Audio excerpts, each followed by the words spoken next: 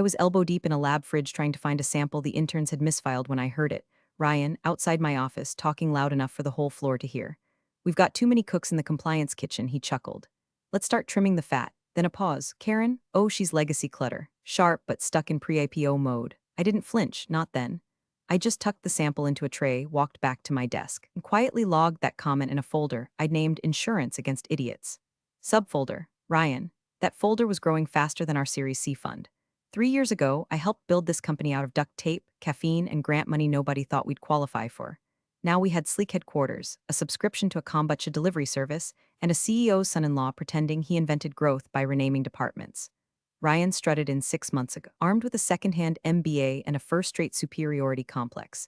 His hiring had all the subtlety of a car crash. The founder, Tom, brought him in after semi-retiring to Montana.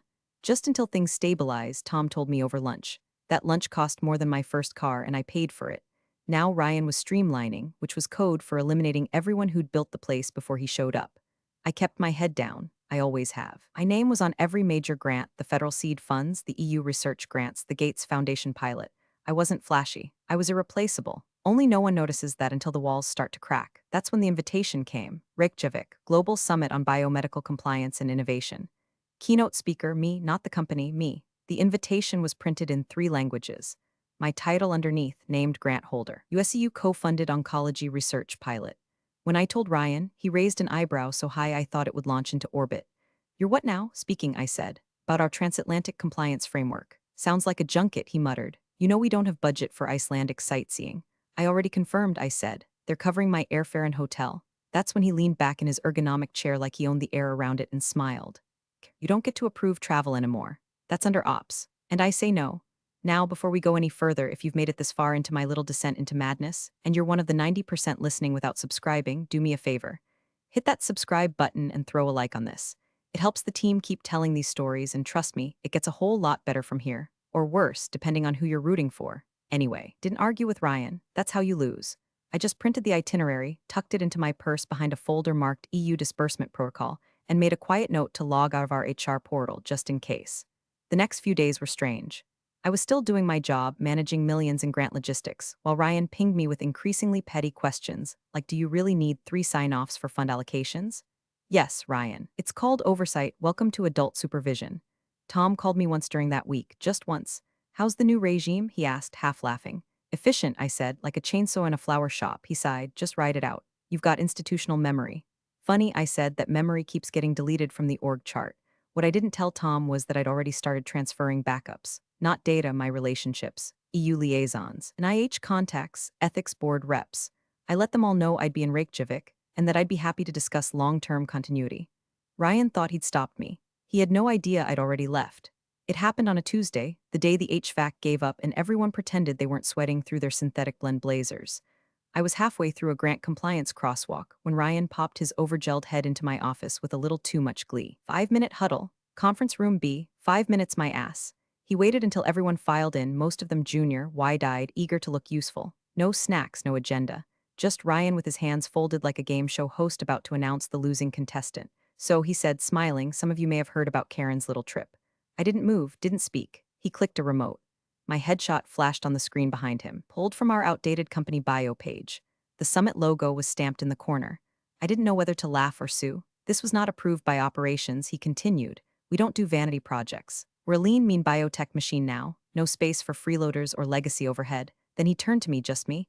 Karen, I don't approve junkets. You're fired. No warning, no write-up, no protocol. Just the blunt force trauma of public humiliation, delivered with the performative flair of a man who thinks being cruel is the same thing as being in charge. I looked at him.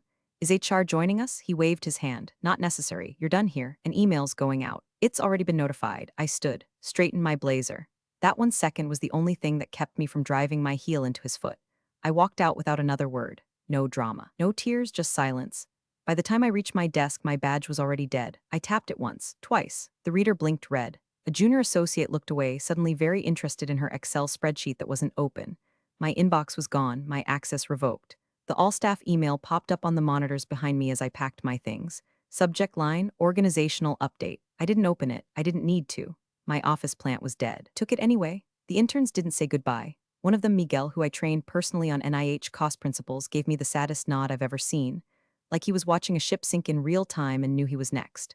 On the elevator down, I finally let myself breathe, not cry, breathe. I walked to my car, got in, sat there. Fired. I repeated it out loud like it was a foreign word. Fired, not laid off, not restructured, not transitioned. Just fired. But what Ryan didn't know, and never cared to learn, was that I hadn't booked that summit flight through our internal travel system.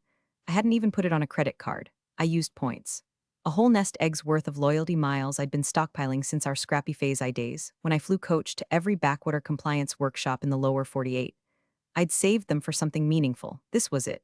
I pulled up the airline app, checked in. Seat 3A, direct to Reykjavik. He could take my badge, my email, my parking spot, but he couldn't stop me from getting on that plane. I'd kept one hard copy folder in my bag, my designation as named grant holder under the EU co-funding framework, with a wet signature from a man 10 rungs above Ryan's pay grade. I looked at the folder, then out the windshield, and I started the car. The plan wasn't revenge. Not yet, it was survival. But somewhere in the quiet hum of the engine, I started to realize he just handed me a loaded weapon, and I intended to use it. The wind in Reykjavik felt like it was trying to slap the corporate ghosts off me the second I stepped outside the terminal. Cold, clean, unforgiving. I stood still for a moment on the curb, clutching my tote and trying to decide if I felt liberated or lost. Maybe both. I hadn't told anyone I was coming. Not the summit coordinators, not the EU contacts. I wanted to see if the machine still recognized its own operator once she'd been ejected. At the hotel check-in, the young man behind the desk squinted at the monitor. "I'm sorry," he said, "we don't have a reservation under your company." I smiled politely. "Try my name." Karen D. Teller, click, click, a frown, still nothing. He looked up at me. "This summit mostly works through institutional credentials. Did your company send a delegation?" I reached into my bag and handed him a worn folder with the EU insignia stamped across the front. Inside, the original disbursement letter, my signed designation as named grant holder, and a laminated credential card from our last ethics audit, back when we were still begging for pennies and pretending our lab wasn't built in a glorified broom closet. His expression shifted the moment he scanned the letterhead. A blink, a recalibration, then a smile. "Ah, Miss Teller, of course. We have you in the delegate suite. Welcome to Reykjavik. Delegate suite, not staff, not assistant, not observer." I dropped my bag in the room, opened the curtains to a view of distant glaciers, and sat in the stillness. He fired me in front of junior staff like I was yesterday's printer paper. But out here, my name still opened doors. My name was the door. At the conference center, my badge waited at the registration desk. Name, photo, title. Not the company's logo, just mine, and beneath it, named grant holder. I wore it like armor. Over the next few hours, I shook hands with scientists I'd only ever emailed, funders who'd approved our initial proposals, and ethics board reps who remembered my 3 a.m. calls chasing down missing disclosures.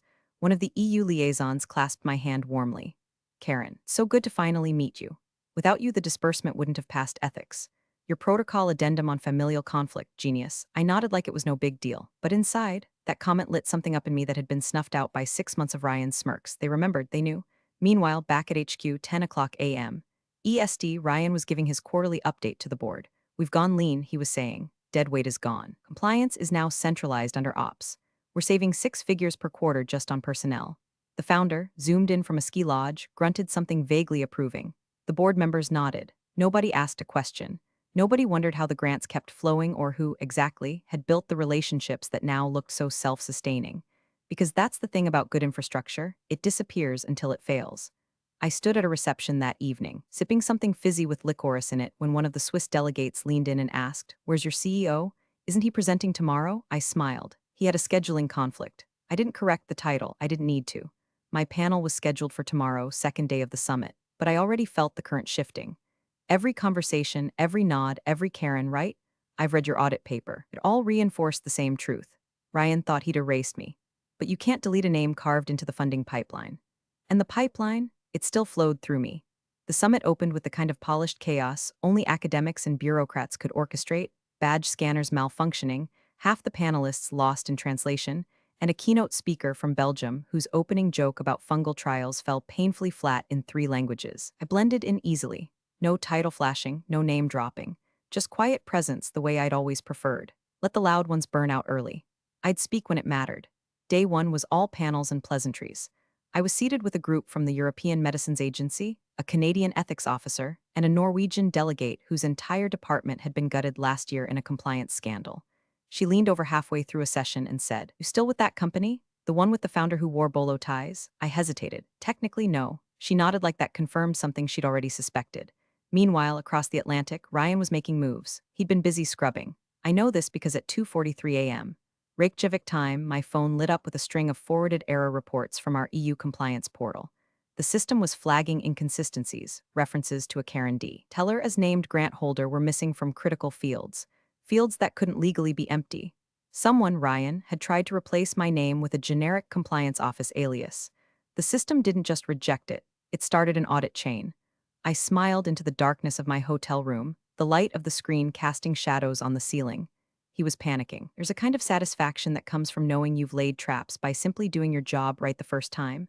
Every I dotted, every T crossed, every clause referenced with footnotes. But I also knew Ryan wasn't alone in his delusions. The board was still asleep at the wheel, drunk on growth charts and his buzzword-laced nonsense. They wouldn't intervene yet, unless someone with actual power raised a hand. That someone was the lead investor. A silent, spectral presence in most meetings. Big money, bigger influence. And I'd heard whispers at the summit welcome dinner he was watching, not just the conference, but me. Apparently, he'd been sent a link to the live stream. One of his associates had flagged the name Karen Teller on the day 2 keynote. That name matched the one on the EU disbursement. And the name Ryan had just tried to delete, so I did something I don't normally do. I acted first. No cover letter. No apology, just one email. Subject line, Clause 14. Attachment, a single-page PDF screenshot of the EU grant agreement. Highlighted section, disbursement requires ongoing authorization by the named grant holder NGH. NGH may not be substituted without written consent from funding body. In other words, fire me, lose the funds. I sent it directly to the lead investor's private email. No message, no context. Just the clause, a chess player doesn't narrate her next move. She slides the piece forward and watches the tremor ripple down the board. And ripple it did. Because just before I went to sleep, I got a read receipt. Opened in New York, 2 minutes after I sent it. And then, another forward, this one from a friend still at the company, a former lab tech who owed me more favors than I could count. Ryan had scheduled a board call the next morning. Emergency restructuring update. No mention of me. No idea I was about to be projected on their screens at full resolution, speaking to a global audience under a spotlight he thought he'd turned off for good. Let him come. Let him spin. Tomorrow I'd walk on stage. And the one name they couldn't scrub from the record would be lit up behind me like a flare dropped in gasoline. My name, not the company's. And for the first time in months, I didn't feel expendable. I felt inevitable. The stage was smaller than I'd imagined, low, narrow, framed by 2 oversized LED screens, and a backdrop that looked like it came from an IKEA apocalypse. But when the lights dimmed and my name lit up behind me, Karen D. Teller named grant holder, USEU Oncology Initiative, it didn't feel small. It felt surgical. I didn't think about Ryan, or Tom, or the interns who couldn't look me in the eye as I packed my desk. I thought about the 2 a.m. edits to protocols, the ethics board calls across 3 time zones, the night I hand-delivered documents to a grant office in Brussels because our courier service dropped the ball. This wasn't a speech, it was a reclamation. I stepped up to the podium and said, when we talk about compliance, we're not just talking about rules. We're talking about trust. And the people who hold it, they listened, really listened. I walked them through our framework. Messy start, the regulatory hurdles, the cross-border harmonization efforts that nearly collapsed twice but didn't because I caught the gaps before anyone else even noticed them. And I never once said the company's name. Only the project name, the ethics body, the research itself, and me, the one who'd shepherded it from theory to funding to impact. Midway through, someone from the back began snapping photos. Not obnoxious, just fast. My badge was visible. So was the screen behind me. By the time I stepped off stage to a polite but firm applause, those screenshots were already flying across biotech Twitter, compliance forums, and Slack channels from here to Singapore. I didn't know it yet, but back at headquarters, the real show was beginning. An email landed in the board's shared inbox. Subject, clarification request active grant holder designation. It came from the investor's office. The message was brief, too brief. Please confirm the status of Miss Karen Teller within the organizational structure. We are reviewing the disbursement schedule in light of her public representation at the EU summit. That email hit inboxes like a dropped scalpel in an operating room. But Ryan, he wasn't in that inbox. He'd taken himself out of most of the board threads, fancying himself too important for reply-all peasantry. Someone forwarded it to him. His response? She went rogue. Handling it, short, confident, arrogant, he didn't know. He didn't know that the lead investor had embedded the summit livestream into his dashboard. That while Ryan typed his brush off, the investor was watching the full keynote. Watching me, my badge, my title, my message. He didn't know that compliance officers from half a dozen countries were retweeting my panel quote, "If your infrastructure depends on one person and you fire her, you never had infrastructure." You had a countdown. He didn't know the fund's legal team had already pulled the original grant agreement from archives. They were circling the named grant holder clause like vultures over a carcass. He thought this was a PR glitch, a noise problem, something he could handle. But I'd stopped being his employee the moment he stripped my badge. And now, I wasn't just a name in a clause, I was the clause. As I left the conference hall, a soft ping echoed from my phone. Direct message on LinkedIn from one of the EU compliance officers. You nailed it. Proud to see your name where it belongs. We're watching the replay in Brussels. Then another. Your keynote was fire. If they let you go, they're already bleeding. And then the last one, just curious, who did sign off on your termination? I stared at that message. Let it sit on my screen like an unopened wound. Because that question wasn't rhetorical. It was procedural. And Ryan, he just activated the part of the grant agreement he never even read. Tomorrow, they'd feel it. But tonight, I would sleep, not victorious, not vengeful, just whole. For the first time in a very, very long time. The board meeting began the way most of them had since Ryan took over, an aggressive PowerPoint deck, too many buzzwords, and zero substance. He opened with a self-congratulatory nod to streamlining initiatives and talent recalibration, which, on corporate speak, meant he fired people who didn't flatter him. His new org chart flashed on the screen, color-coded, reshuffled, freshly sanitized. My name was nowhere, not in dotted lines, not in legacy roles, not even in footnotes. The founder, Tom, zoomed in from what looked like a sunlit balcony in Provence. Shirt unbuttoned, drink sweating in hand, barely listening. The call was a formality to him now. A shareholder box to check before the wine tour resumed. Ryan kept talking, voice confident, hands slicing the air like he was conducting a TED talk no one wanted. We've removed redundancy across compliance functions and folded them under a central ops authority, he said, gesturing to a blank rectangle labeled regulatory interface. That rectangle used to be me. Then someone interrupted. A new tile appeared in the video call grid. It blinked to life slowly, like a shadow growing a face. The lead investor. No assistant, no preamble. Just him. Everyone stiffened. Even Tom sat up straighter. The drink went off camera. And then the investor shared his screen. It was a live stream. My keynote, still in progress. There I was, on a panel with EU officials and research ethics leaders, calmly fielding a question about cross-jurisdictional compliance. My badge clearly visible. My title hanging above me on the stage in crystal clear Helvetica, named grant holder USEU Oncology Initiative. The investor didn't say anything at first, just let the footage roll. The audio filled the conference room, my voice steady and sure. Then he muted it and spoke. I'm looking, he said, at our named grant holder right now. The air got still. He didn't raise his voice. Didn't need to. Then came the question, delivered without inflection, without urgency. Who authorized her termination? Nobody moved. Ryan opened his mouth, but no sound came out. Tom finally leaned in, the charm slipping from his face. Wait, she's in Iceland? The investor nodded slowly, giving a keynote, representing your company or perhaps not your company anymore. I'm unclear. Ryan scrambled. She went rogue. We had to reassign. The investor cut him off. Not with words, with silence. He just stared, and stared, and stared. That kind of silence is its own language. It says, you failed to read what mattered. It says, you gambled with capital that wasn't yours. It says, we're not going to fix your mistake. We're going to replace you for it. The founder finally cleared his throat, his vacation face cracking. We'll sort this out. The investor didn't even look at him. He closed the live stream window. Funding drawdown is contingent on named holder status being active and uncontested, he said flatly. We'll be pausing transfers until this is clarified. Clarified, not resolved, not negotiated. That word hit harder than any accusation. It meant they'd been caught operating outside of compliance. It meant oversight had just become spotlight. The call ended without a goodbye, just a screen going black. Ryan sat back, color draining from his face, trying to understand what just happened. What happened, Ryan, is that you fired the only person holding the legal key to your lifeline. And now she's on stage, smiling slightly as the applause builds and the camera pans wide. Not because she needed revenge, but because she was always the center of the map. You just colored her out of it, and now the map doesn't work.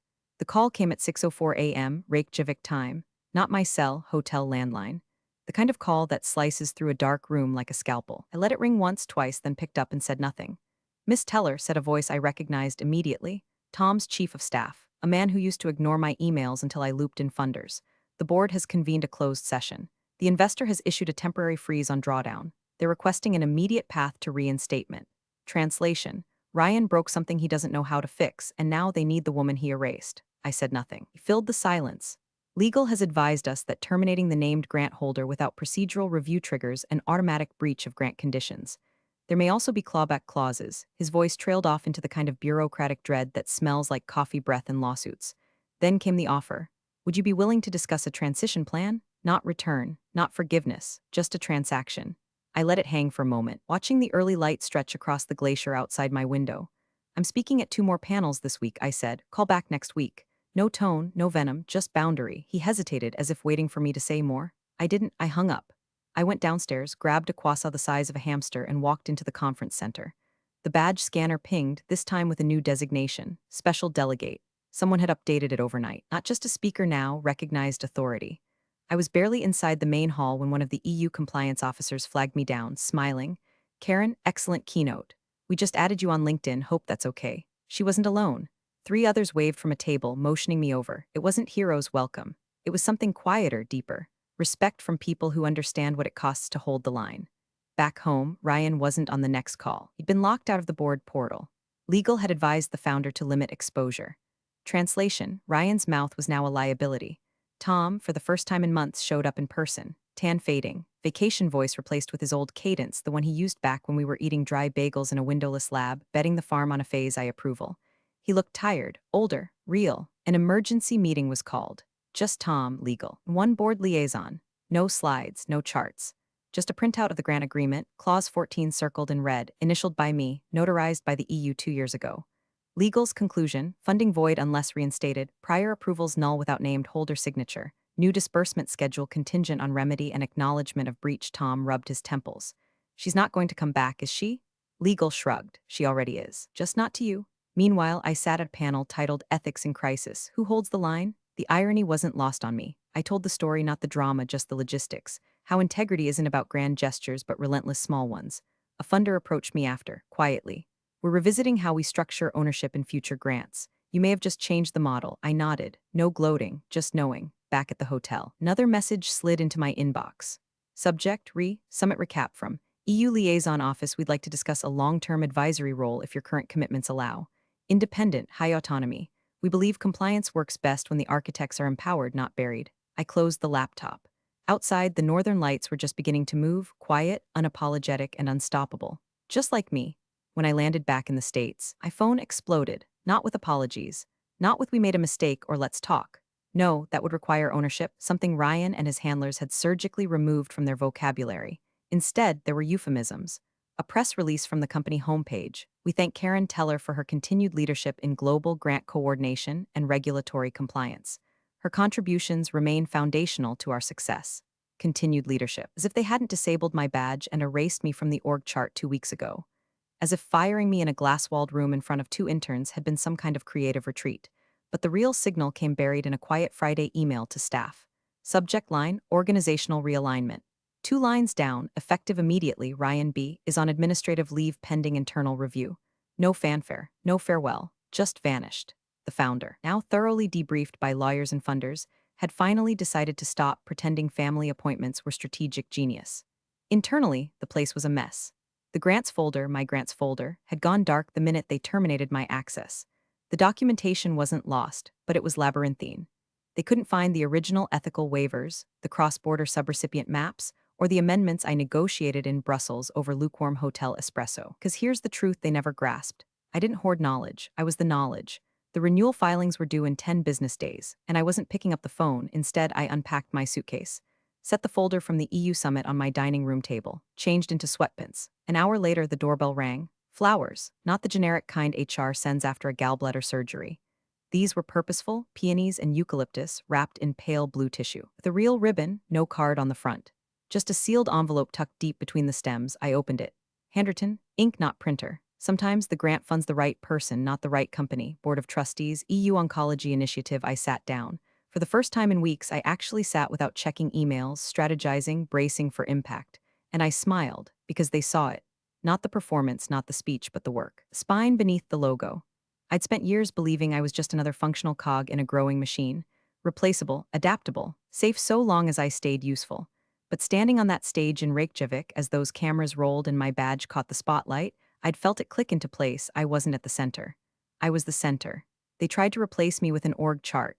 They forgot that funding flows through people, through trust, through the name on the line that says authorized. Later that night, I opened my laptop. One new email. From EU Liaison Office at Junket. Subject, ongoing collaboration discussion. Karen, we'd like to schedule time next week to explore a more permanent role on our side. Independent oversight, high autonomy. The board feels this structure protects both our grants and our principles. Let us know when you're ready. I stared at it, then closed the laptop, because I already knew my answer. But it would wait. Let the company stew in their scramble a little longer. Let them learn what happens when you treat the keystone like dead weight. This wasn't a return, not really. It was a quiet coronation. And I had earned every petal, every pause, every unread message in their outbox labeled urgent reinstate, Let them wait, I sure did. The summit was held in the kind of sterile hotel conference room where billion-dollar decisions get made between half-drunk coffees and meatless sandwiches. The founder sat at the head of the table, his Montana tan fading under fluorescent lights, flipping through a stack of briefing papers like they were receipts from a failed vacation. He was there to renegotiate, to plead if he had to. The grant funds had been frozen for a full week. The investors weren't returning his calls. Legal had stopped sugarcoating the fallout. Without reinstatement of named holder status, the funding architecture was dead on arrival. No one mentioned Ryan. He was a ghost now. His keycard had quietly expired the same day the board received a 5-paragraph memo from the fund's legal team titled Noncompliance Breach Timeline. There was no ceremony, no announcement, just a digital obituary in the access logs. The room was silent when the door opened. Lead investor entered, unhurried, calm, with the kind of presence that makes executives sit straighter and consultants reach for their water. And behind him, me.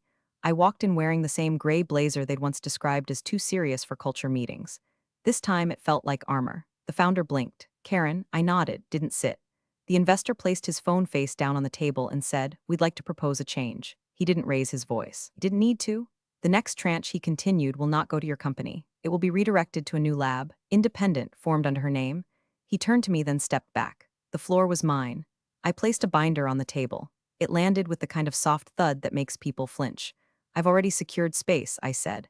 A partnership incubator with built-in audit trails and infrastructure support from 2 academic hospitals. Open the binder slowly. Most of the original researchers want to come.